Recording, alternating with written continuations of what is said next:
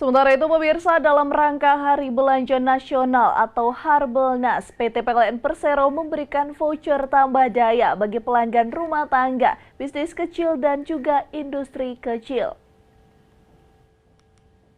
Demi mendukung pelaku usaha mikro kecil menengah atau UMKM, PLN memberikan wadah bagi mitra binaan untuk memasarkan produk melalui fitur marketplace yang tersedia di aplikasi PLN Mobile.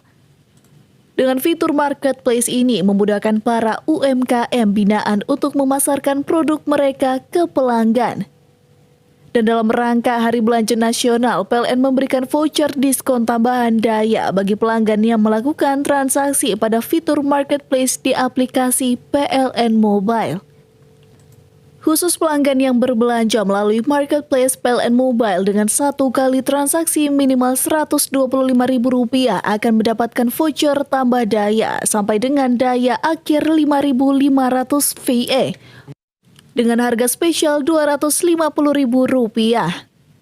Program promo ini berlaku bagi pelanggan rumah tangga, bisnis kecil, dan industri kecil. Adapun masa periode untuk promo ini mulai berlaku pada 1 Mei hingga 31 Mei 2023. Dan promo ini berlaku bagi masyarakat yang sudah menjadi pelanggan PLN sebelum tanggal 1 Maret 2023. Tim Liputan Kawanua TV.